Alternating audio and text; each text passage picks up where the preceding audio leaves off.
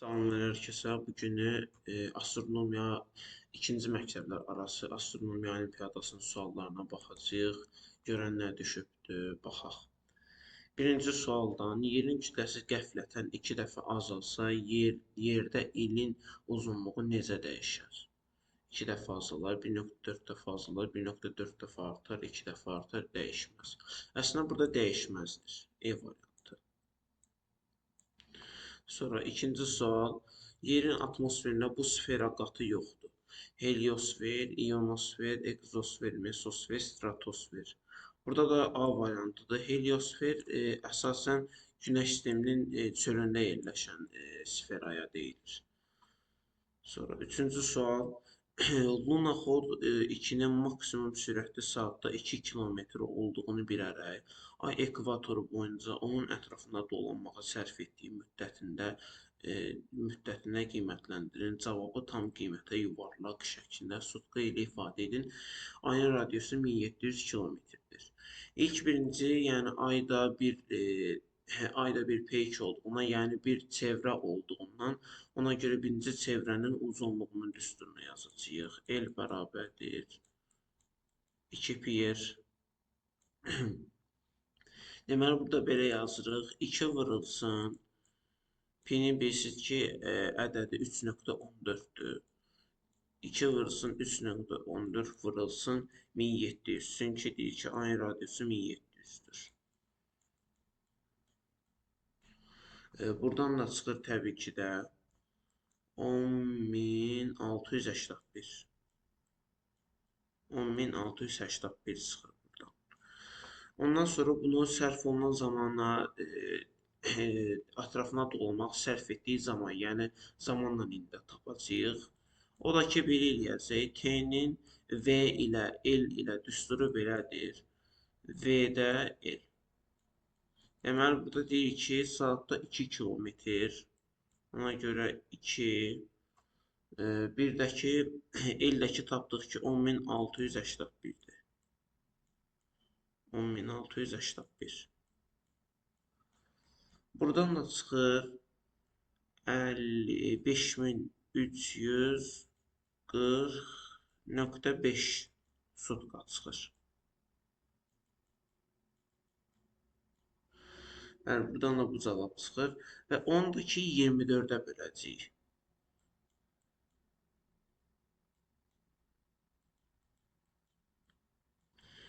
Də 5340.5.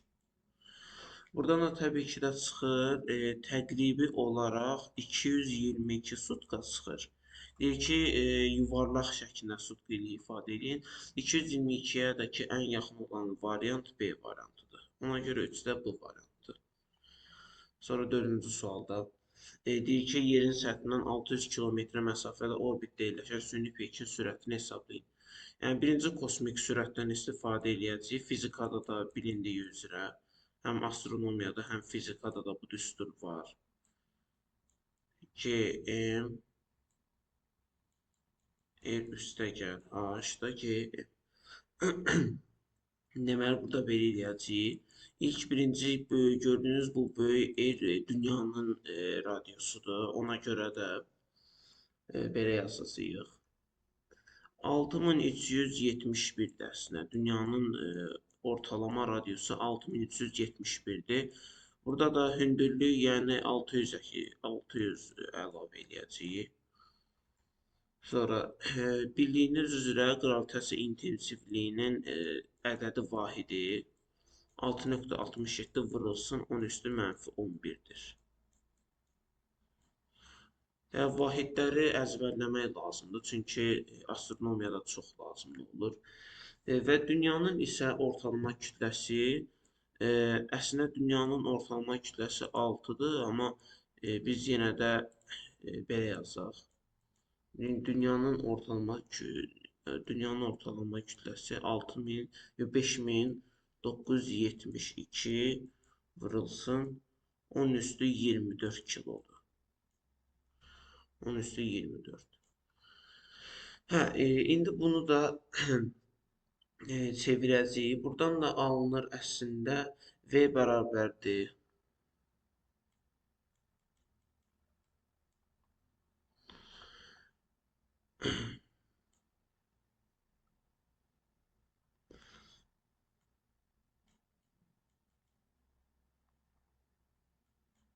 6971 üstü yox 6971 vurulsun 10 üstü 6 metr.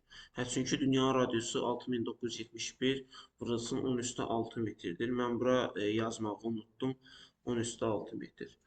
Ondan sonra da yazacağıq ki, buradan da hesablayanda isə alınır 6.77. Onu da hesablayanda eləyir 3986 3986 vurulsun 10 üstü 14.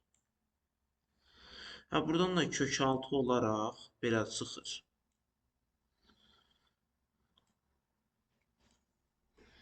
57 milyon 262.100 belə çıxır. Buradan da əslində kök altıdan belə də çıxardığında təqribi olaraq əslində təqribi olaraq 75 üstə çıxır. Ona görə də yəni 75 çıxır. Əslində burada da doğru cavab eləcə də buradan da çıxardanda isə 7 nöqtə saniyədə 7.5 yox, saatda 7.5 kilo. Yox, hə, kilometr. C variantı. Sonra 5-ci sual. Aşağıdakı sadallanan kosmik obyektlər hansı əsasən əks olunan işığın hesabına işıqlanır? Yəni albedo dərəcəsi. Burada belə eləyəcəyik.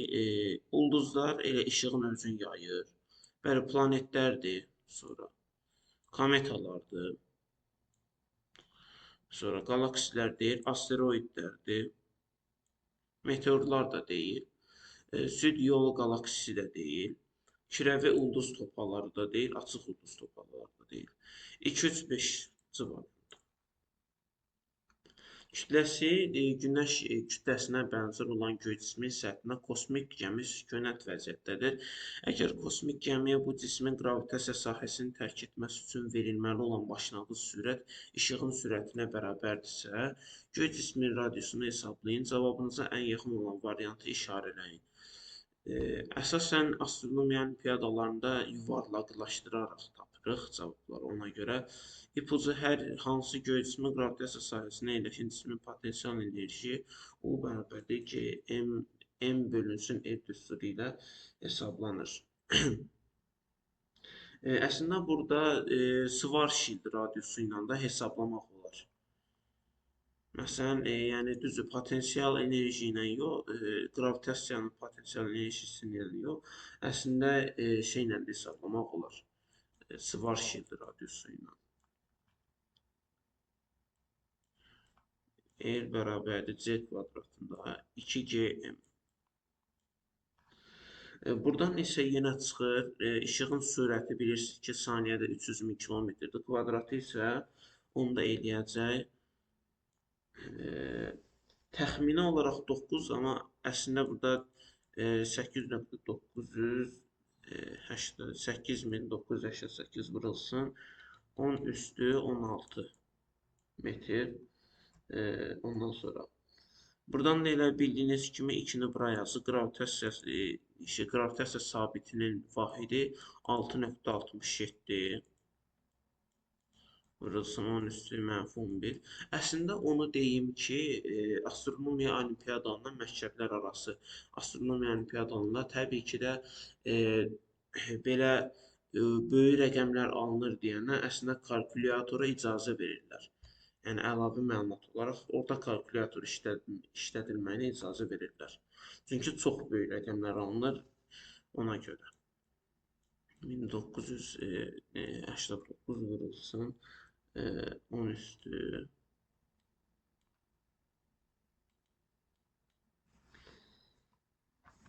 10 üstü 30. Aha, yəni belə. Ondan sonra buradan da hesablayanda isə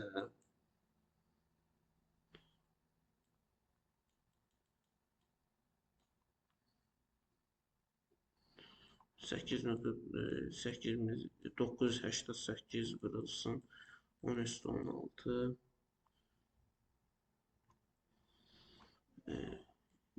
2656 vurulsun 10 üstü 20.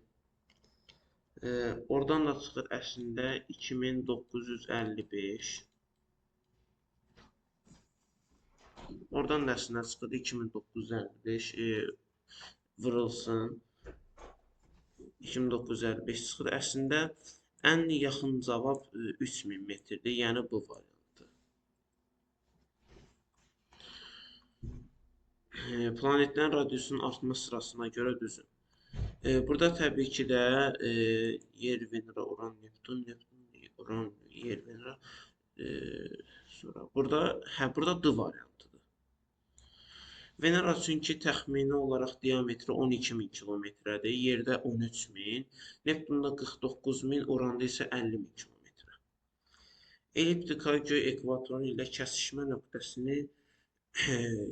nöqtəsi yaz və yay bərabəri, qərb və şərq, qış və yay. Burada D variantıdır. Payız və yaz bərabərliyi nöqtəsi.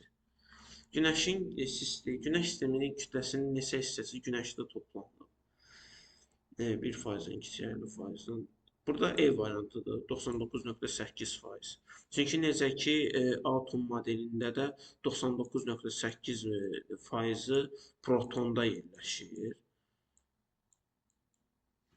Yəni elə E variantıdır əslində. Planetlərin hərəkət qanunları ilk dəfə kim kəşf edibdir? Əlbəttə ki, Kepler. Keplerin birinci qanunu, ikinci qanunu və üçüncü qanunu. Radiusu və kütləsi R bərabərdir 4R, M bərabərdir 6M olan ulduzun maqnit sahəsinin intensivliyi ortalama qiyməti 10⁻⁴ Tesladır. Əgər ulduz radiusu 20 kilometr olan neytron ulduzuna çevrilərsə, ulduz maqnit sahəsinin intensivliyini hesablayın. Nəzərə alın ki, ulduz səthindən keçən maqnit seli qorunur. Burada qorunursa, maqnit seli bildiyiniz kimi fi hərfi ilə işarə olunur. Fi bərabərdir B vurulsun R kvadratı, yəni konstantdır. Qorunursa, onda konstantdır burada. Və təbii ki də burada belə yazacağıq əslində. S bərabərdir, yox, S ilə yazmayacaq, bir dəqiqə, deməli deyir ki, radius M bərabərdir 6M. Burada neytron ulduzuna çevriləni tapacaq, yəni B2 bərabərdir B1 vurulsun mötərizədə R2-də R1,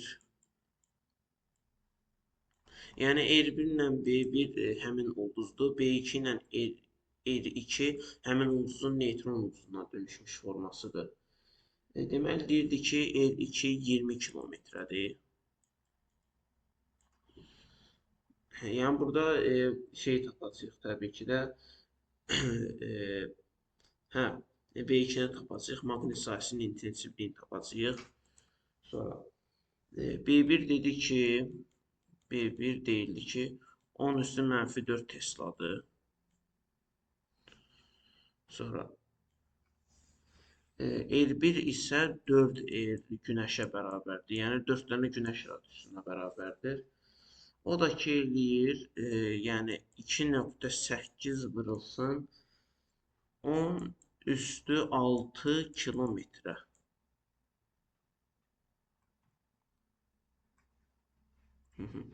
Yəni elə.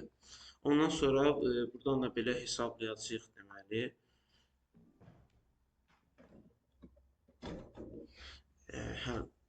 Kompüterin bateriyası bitəcək az qala. Buradan da belə hesablayacağıq təbii ki də. Onda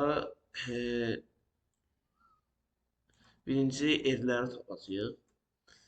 20-də 2.8 vurulsun 10⁶ kvadratı. Çünki burada kvadratı var. Yəni, bunu ayıraq.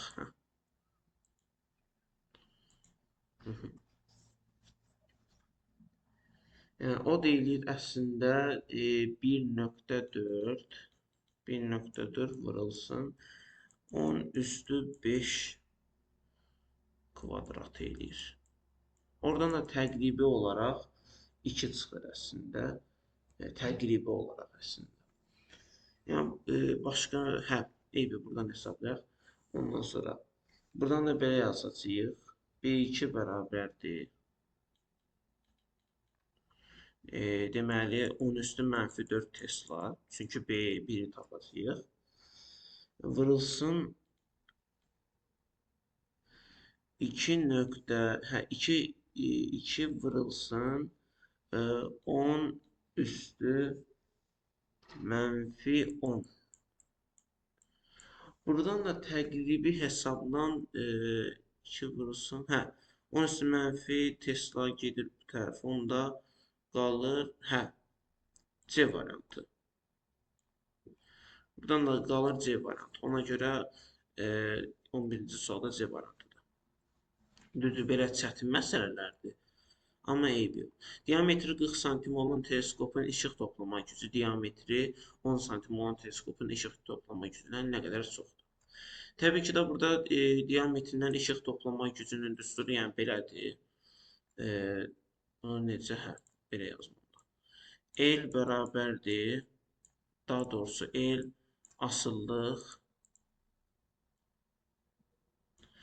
asıllıqdır D kvadratı. D kvadratı diametrdir. L-dəki işıq toplama gücü, yəni luminositini göstərir. Yəni belə yazacağıq əslində və yaxud da ki belə yazmaq da olar. Onda 40, çünki deyir ki diametri 40 sm, işıq diametri 10 sm. Ona görə belə yazacağıq. Və kvadratı deyirsə, onda da 40-ın kvadratı ilə 10 kvadratına yüksəldirik. %1600. Yəni %1600 oradan cavab çıxıb 16, yəni D variantı. Mars Günəş mərkəzindən 2,28 vurulsun 10 üstü 11 metr məsafə orbitdə yerləşir və radiusu 3,39 vurulsun 10 üstü 6 metr bərabərdir. Günəşin aydınlatma gücü 3,828 vurulsun 10 üstü 26 watt olduğundan nəzərə alınaraq Marsın səthinə 1 saniyə düşən günəş enerjisinin miqdarını tapın. Burada şeylə hesablamaq olar əslində. Yəni watt deyirsə, onda güclə hesablayacağıq. N bərabərdir. Günəşin aydınlatma gücü ilə falan onunla əlaqəli olan düsturu belədir. N bərabərdir. Daha doğrusu I vurulsun pi R kvadratı. Düz, əslində fizikada belə bir düstur yoxsa, amma astronomiyada belə bir düstur var. Və buradan da belə çıxarsaq da ki,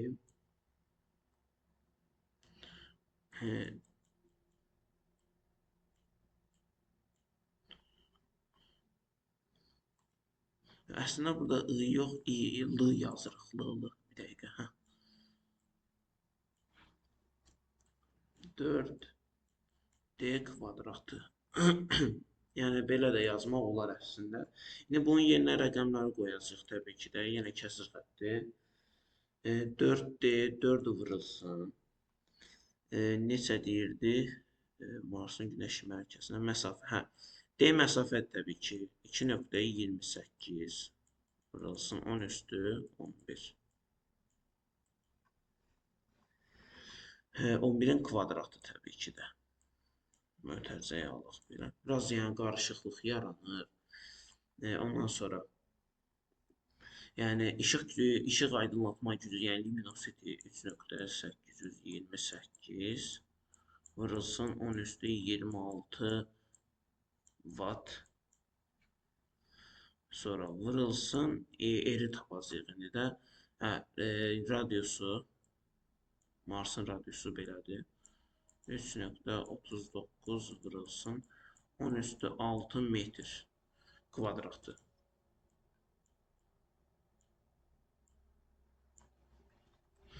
İndi buradan da hesablasaq, əslində belə çıxır.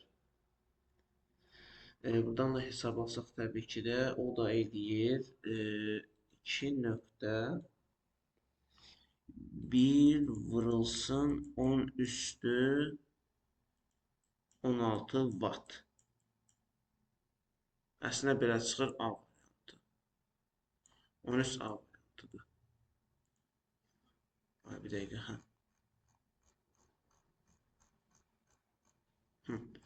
14-cü sual. Günəş qəflətən 4 dəfə artsa, yerin günəş ətrafında fırlanma periodu necə dəyişər? yer-günəş məsafəsinin dəyişmədiyini nəzərə alın. Təbii ki də burada bilirsiniz ki, Keplerin yenə 3-cü qanunundan danışılır. Yox, Keplerin 2-ci qanunundan danışılır. Yox, 3-cü qanun, üzr istəyirəm. Keplerin 3-cü qanunundan danışılır. T kvadratı asıllıqdır A kubu. Buradan da təbii ki də çıxanda eləyir. Yəni buradan da hesablayanda isə belə eləyir. T kvadratı bərabərdir. T kvadratı bərabərdir. Daha doğrusu asılıdır da yazmaq olar. Çünki yəni asılıdır və yaxud da ki bərabərdir işarəsi eyni mənanı daşıyır.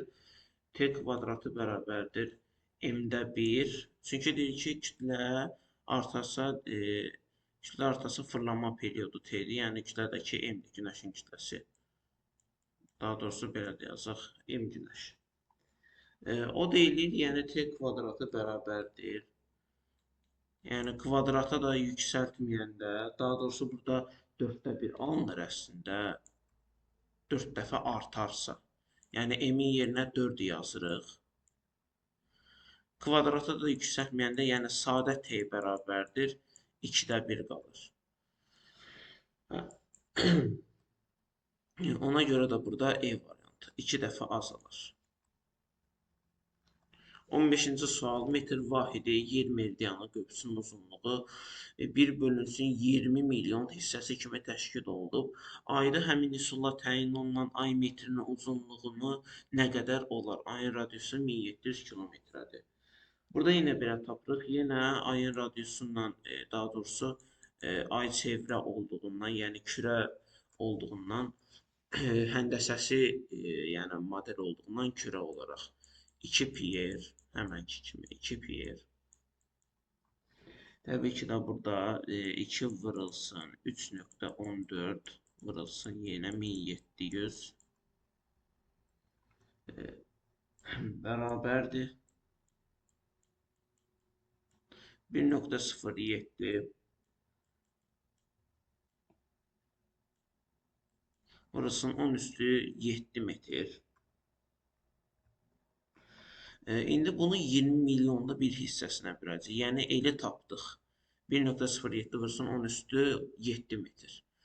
İndi burada 20 milyonda el yazacağıq. 20 milyonda el.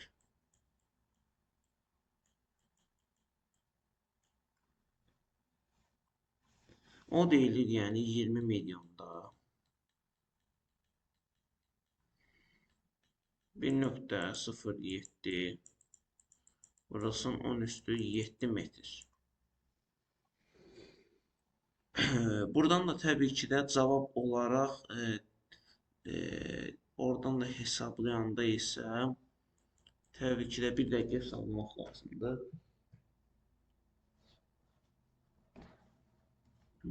Oradan da cavab isə təqribi olaraq 1. Yəqin ki A variantı çıxmalıdır. Yəqin ki. Və oradan da hesablayanda əslində tam dəqiq hesablayanmadım deyəsən. Hə, yox, A var, B variantıymış. Hə, 16-cı sual. Adi gözə müşahidə zamanı hansı parlaq ulduzu görünür? Bir maqnitud ölçülü bir ədəd ulduz, 2 maqnitud ölçülü 3 ədəd ulduz, 3 maqnitud ölçülü 5 ədəd ulduz. Burada təbii ki də belə hesablayırıq. Delta M bərabərdir 2.512. Buradan da təbii ki də belə hesablasaq da ki, C variantı çıxır, daha parlaq görünür.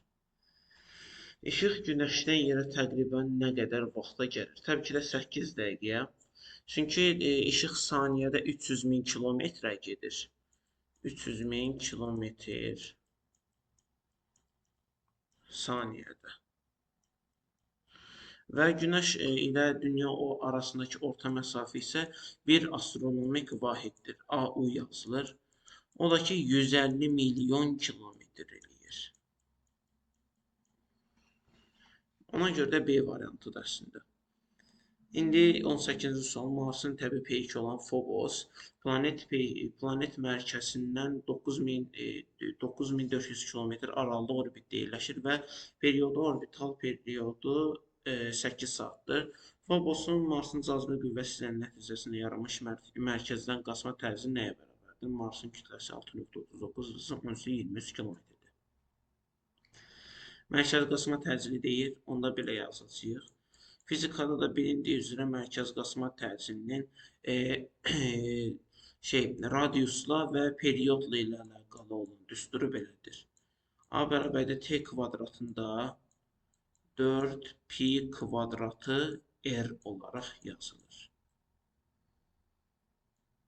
Buradan da belə yazacağıq. Deməli 8 üstü 8 saatı saniyəyə çevirəcəyik. Oradan çıxır 228.800 saniyə çıxır.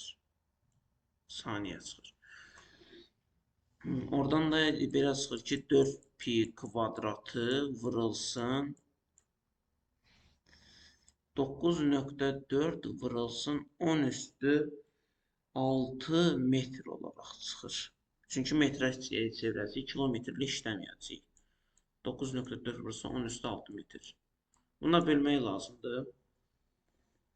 Əslində 28.800 saniyənin kvadratı da lazımdır burada. Buradan da belə çıxır 8,3 vurulsun 10 üstü 8 saniyə olaraq çıxır. Və 4 pi kvadratına da vuranda isə 37,1 vurulsun 10 üstü 8 10 üstü 6 metr olaraq çıxır. Yəni böyük rəqəmlərdir deyəni biraz işləmək çətindir. 10 üstü 6 metr olaraq çıxır. Buradan isə təqrib olaraq hesablayanda isə C variantı olaraq çıxır. 18-ci sual. 2017-ci ilin dekabrında 19-cu sual 2017-ci ilin dekabrında 21-də Bakıda günəş üfüqdən maksimum hündürlüyü neçə dərəcə olub? Bakının coğrafi enliyi 40 dərəcə qəbul edilir. Burada coğrafi enliyi ilə hesablayacağıq. H bərabərdə 90 dərəcə. Çıxılsın fi üstəgəl delta olaraq yazılır. Bir dəqiqə.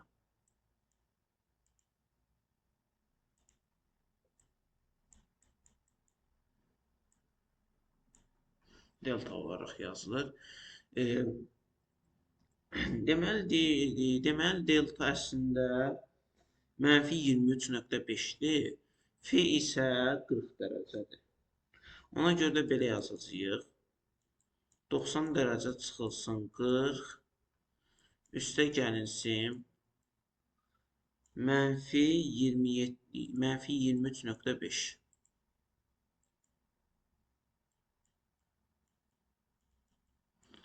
Mənfi 23,5.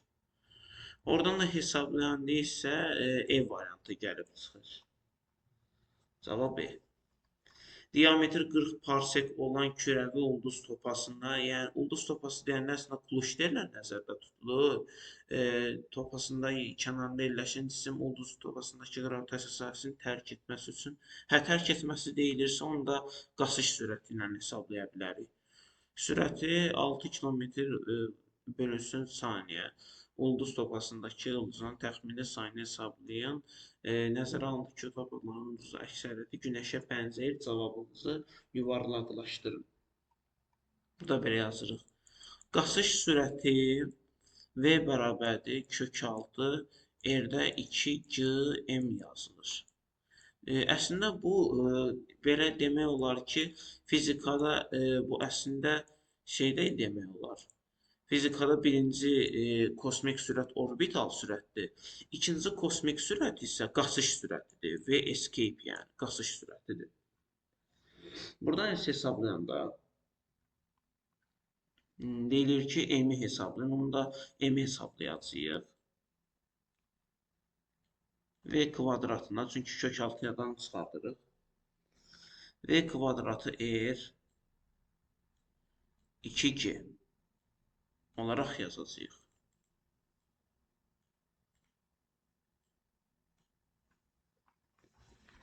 Oradan da hesablayanda m bərabərdir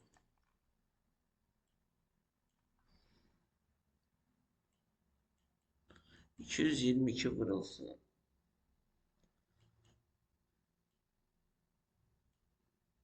222.192 vurulsun 10 üstü 23.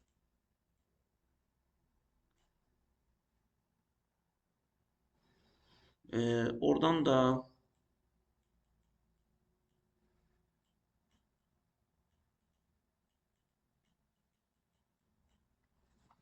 gravitasiya intensivliyi 2 gravitasiya intensivliyinə, yəni 2 vurulsun 6.67 yazırıq bir dəqiqə.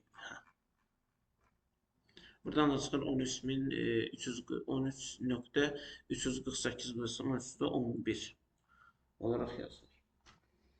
Buradan təbii ki, m-i tapırıq. Belə hesablayanda isə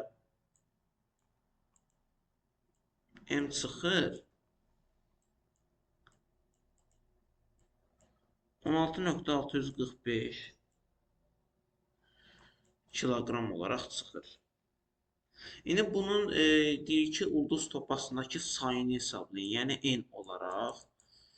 Sonra n-i də ki, m bölünsün m günəş olaraq yazacağıq. Çünki burada deyilir ki, əksəriyyəti, ulduzların əksəriyyəti günəşə bənzəyir. Dəqiqə. Hə, əksəriyyəti günəşə bənzəyir. Ona görə də belə yazırıq. Günəşin kütləsi 1.989 vurulsun 10 üstü 30 kilodur. 10 üstü 30 kiloqram yəni. Və m-i nə tapdıq indi? 16.645 kilo olaraq tapdıq. Onu da beləcəyik. Oradan da çıxacaq təxmini olaraq A variantı. 10 üstü 5. Yəni burada da A variantı. Çox sağ olun videomu izlədiyiniz üçün.